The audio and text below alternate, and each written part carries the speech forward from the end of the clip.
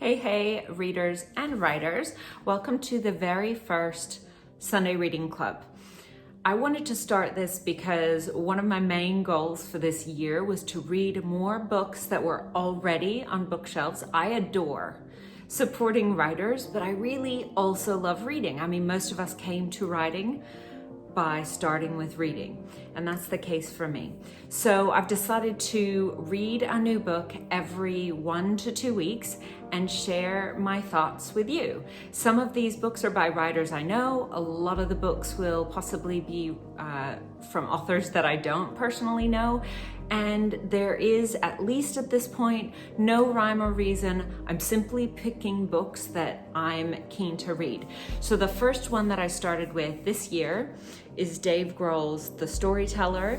It was published in 2021. It came out in Australia later in 2021. And I was really keen to get my hands on it, especially after a great conversation I had with someone else in the publishing industry. She shared a little quote. I'm not sure if it's from the book. Haven't run across it, so it may just be from another interview that he's done.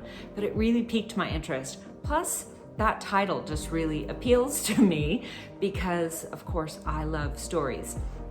I didn't know a lot about Dave Grohl. I like the Foo Fighters, I like Nirvana, but I had absolutely no idea what to expect, either from the stories he was going to be sharing or his writing style or anything like that.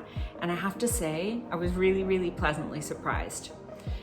The way that I approach nonfiction books, whether they are narrative nonfiction, memoir, or straight up self-help and nonfiction like that, is I don't necessarily read it in order. I prefer nonfiction books that are structured in a way where I can hop around if I want to, because I find that especially with nonfiction, I may like to jump around. It's not as easy, obviously, in memoir, because memoir is going to be as closely related to fiction as possible.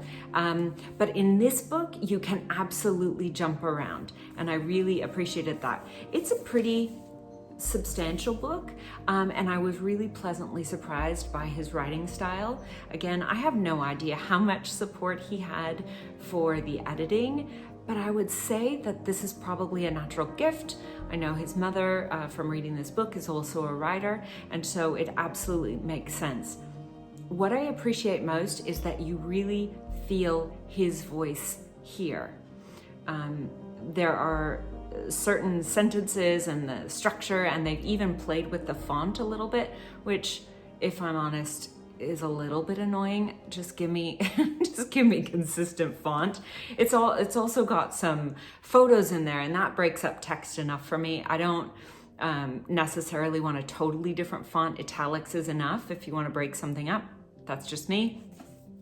But it does bring another little flavor and sort of a disruptor vibe to the book, which I think is aligned. He and I are similar in age. He's a little bit older than me, but so there were a lot of his stories that he's retelling that really captured that nostalgia that I love. I learned a heap about his process. What I most was attracted to in this book, and if you haven't read it and you do read it, I hope you get this too. There are a few chapters in particular, but anywhere that he's sharing his process, I'm fascinated by how people got to where they've gotten to, especially when they are successful. And there seem to be these certain trends. If you haven't seen the Jim Carrey conversations where he talks about having written out a check to himself, I can't remember, 5 million or 10 million, and then he just kept it with him and he kept persisting. There's a certain air of obsession and dedication, even with all of the closed doors. There's not a single successful person I have found that doesn't have a pattern of persisting, even when everything from the outside might tell you to give it up. Music is that way, writing is certainly that way. Any type of art, the artist themselves has to have a connection that just won't allow them to give up. And he shares in one particular chapter that he buys into this concept that's out there that musicians who are going to become lifelong musicians make that choice somewhere around 11 to 13. And I think choice is a funny word because maybe it doesn't feel like a choice. And I think writers are like that too. All of my work with writers, I often say, look, if you could do something else, you probably would, because sometimes it feels like a struggle. The work that I do is all in terms of helping them feel more at ease and less struggle, feel more in flow than with the struggle. But the truth is, it still exists, even if it's intellectual, mental, emotional, instead of the actual struggle to get words out or to create something.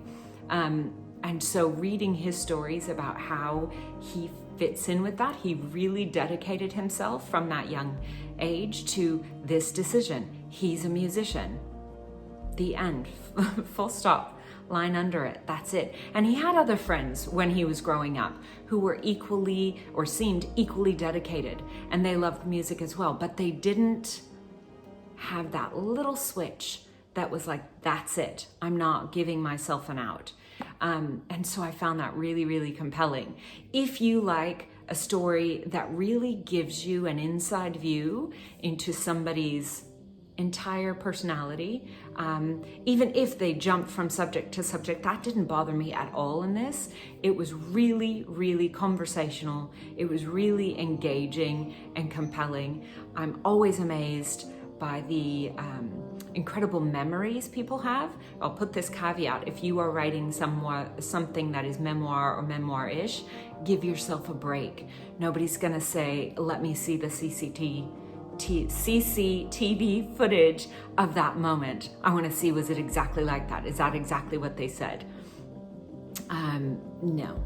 I mean, you may get people who are like that, but boo to them anyway. It doesn't matter what we want. And if you are writing memoir or memoir-ish, surrender to whatever memory and whatever comes back up. It is only by surrendering to it and allowing yourself to dive into it that it can unfold and the colors really jump out at you again, and how the conversation sort of rolled out comes back to you again.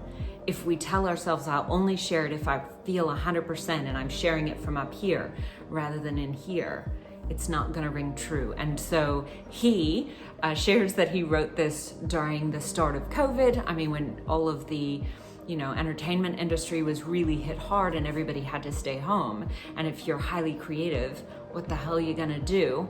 I was so thankful that artists and creatives were getting onto social media and just doing what they do because they had to. And this time he actually took the time to write this. And so it was beautiful because it was sort of a forced secondment to this part of his process, and we got to benefit. I'm not totally done.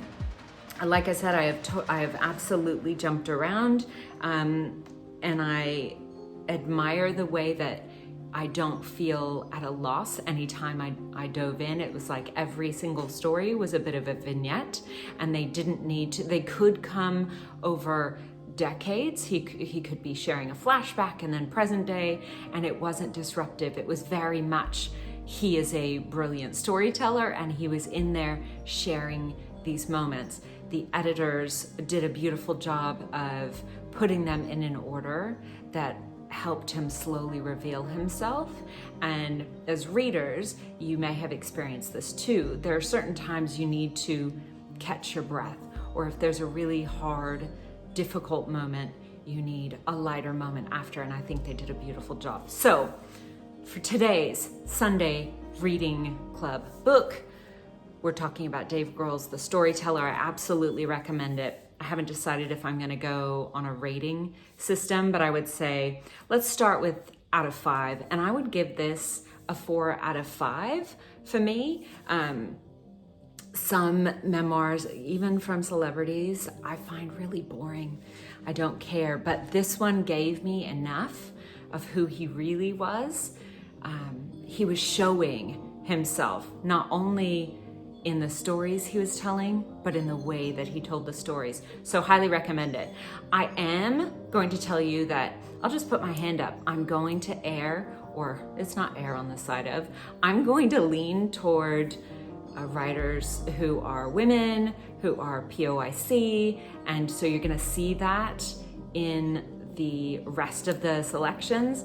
I will try to post them beforehand in little short clips, what I am going to be reading. If you have any recommendations that you think I should definitely read, let me know. You can hit it in the comments below. You can always email me, like I ask you to email me for Writerly Wednesdays, and Jeanette at storyislife.com. Tell me what you're reading. I would love to hear from you. If you have read that book, let me know. If you haven't, has this piqued your interest? And I will talk to you for the next Sunday Reading Club. Bye.